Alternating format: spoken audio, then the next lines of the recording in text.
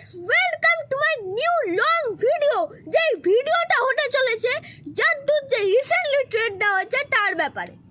তো আমরা এই ভিডিওটা এখানেই শুরু করছি অ্যানালিটিক্সটা করার জন্য।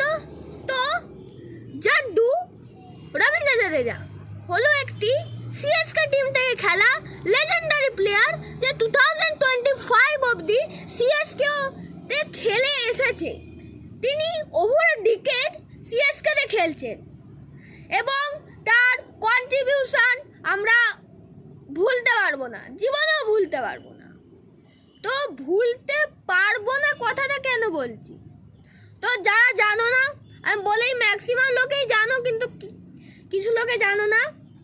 রিসেন্টলি সিএসকে আর আরআর এর মধ্যে ট্রেড হয়েছে, অলরেডি হয়ে গেছে, জাদ্দু বেরিয়ে গেছে। সিএসকে জাদ্দু আর স্যাম কারানকে আরআরকে দিয়েছে, রাজস্থান রয়্যালসকে, আর রাজস্থান রয়্যালস সঞ্জু স্যামসনকে সিএসকেতে দিয়েছে। এবারে কিছুজন আমায় বলছিলেন যে আমি ইউটিউবে যা দেখি ইউটিউবেই দেখেছি, কিন্তু কিছু কিছু জিনিস আমি গুগল থেকেও নিয়েছি।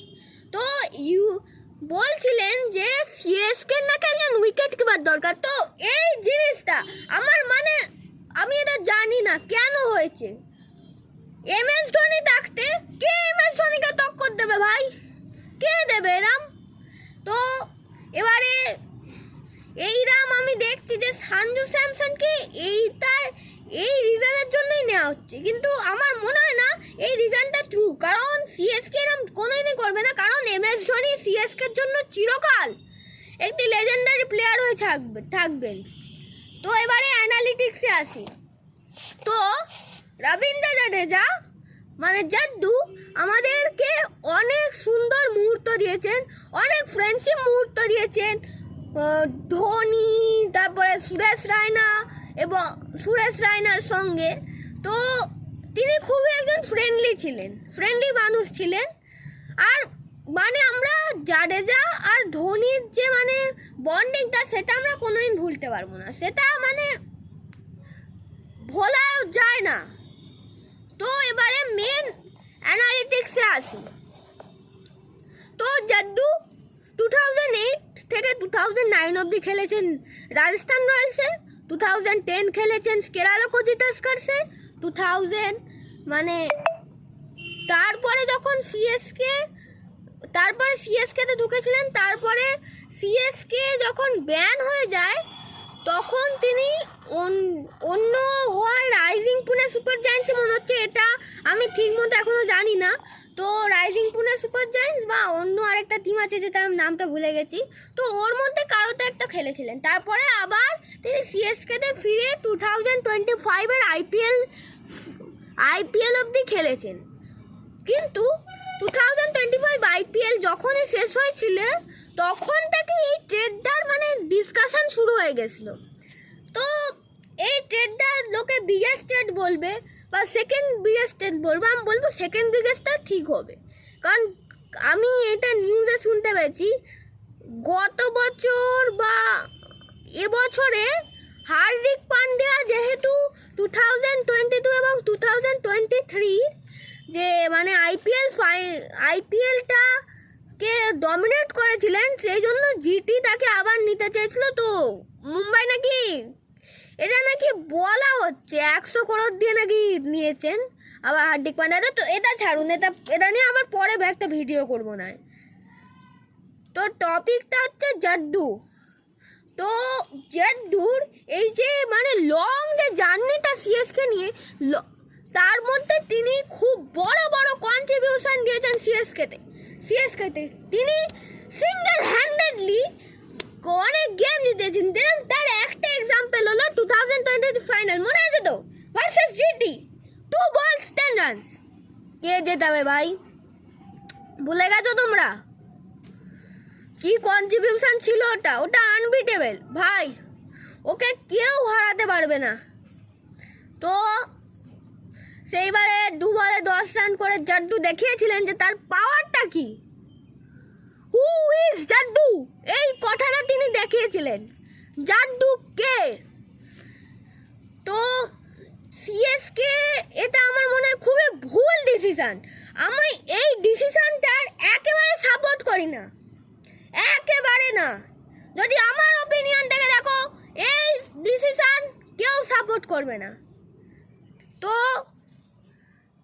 এইটা আমি মনে করি যে সিএসকে পরে আবার নিজেদের ভুল বুঝতে পারবে।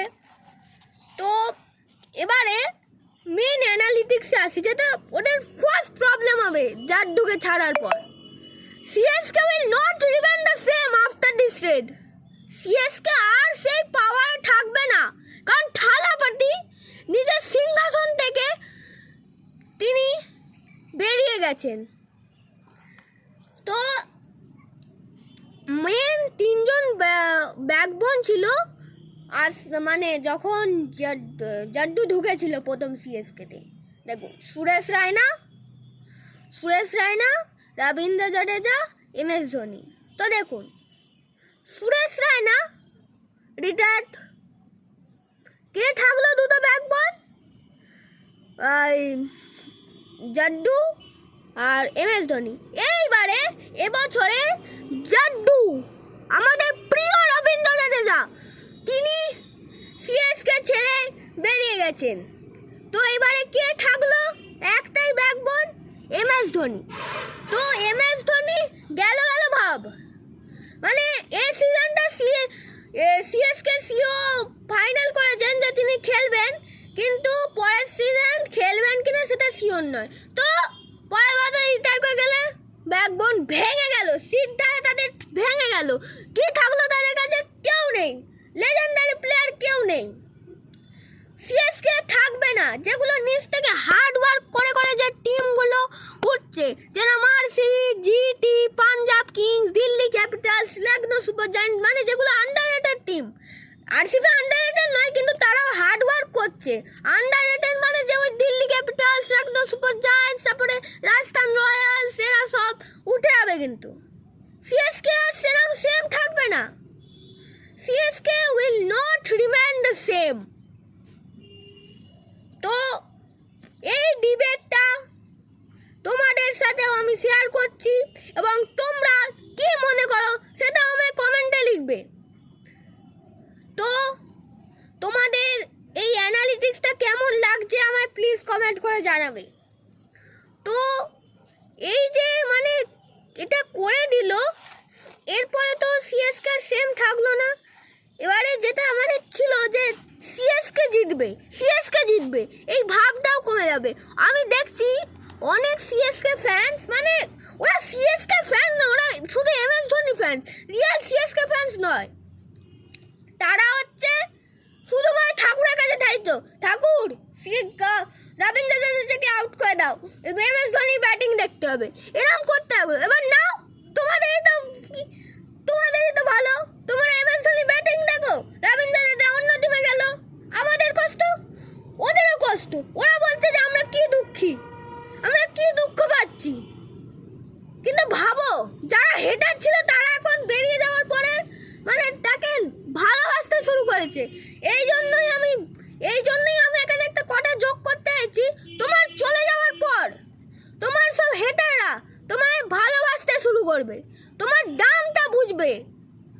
এইরকমই দামটা বুঝছে যারা মানে জাড্ডুকে আউট করে MS ধোনি ব্যাটিং দেখতে চাইছো, তারা এখন বুঝছে যে জাড্ডু কতটা দামি ছিল।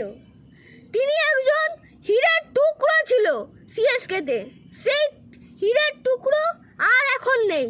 তো এই অ্যানালিটিক্স